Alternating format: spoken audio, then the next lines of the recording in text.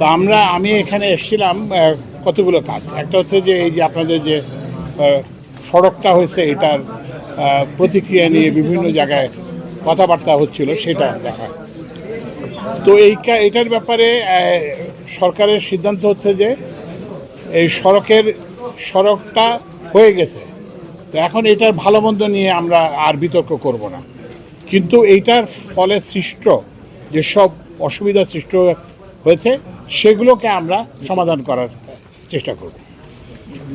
তো এখানে আলোচনার সময় সবার সঙ্গে তো আমাদের কথা হলো, এখানে কতগুলো কথা উঠে এসছে। একটা হচ্ছে জেলার সঙ্গে সংযোগ, কিশোরগঞ্জ জেলার সঙ্গে সংযোগ, এবং আরেকদিকে সিলেটের সঙ্গে সংযোগ। তো আমরা এটাকে অগ্রাধিকার ভিত্তিতে এটাকে আমরা পরিকল্পনা এখন থেকে অন্তর্বর্তীকালীন সরকারের আমরা ঢাকায় বসে কোনো পরিকল্পনা করব না। আমরা মানুষের সাথে কথা বলে মানুষ যেটা চায়, মানুষ যেটা প্রয়োজন বোধ করে সেটাই করব।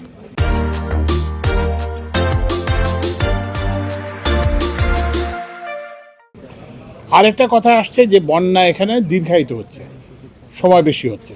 তো এইটার যেটা কারণ সেটা হচ্ছে যে ড্রেজিং হচ্ছে না, নদীগুলোতে পলি জমতেছে, সেটা হচ্ছে না। তো সেজন্য আমরা ড্রেজিংয়ের জন্য আমরা ইয়ের সঙ্গে কথা বলেছি, পানি সম্পদ সচিবের সাথে কথা বলেছি, এবং পানি সম্পদ মন্ত্রণালয়ের কর্মকর্তারা এখানে শুনেছেন। তো এইটার ব্যাপারেও ব্যবস্থা নেওয়া হবে।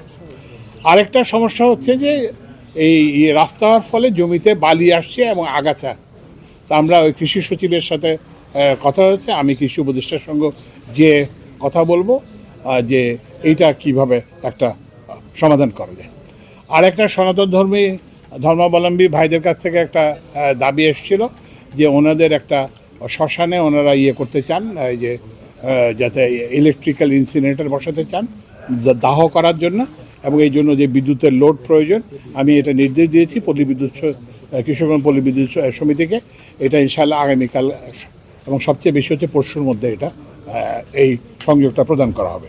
আচ্ছা, আরেকটা কথা আসছে যে একটা সেচ প্রকল্প করা যায় কিনা। তো এটাও আমি ওই যে ইয়ের সঙ্গে পানি সম্পদ মন্ত্রণালয়ের সঙ্গে আলাপ করে করবো।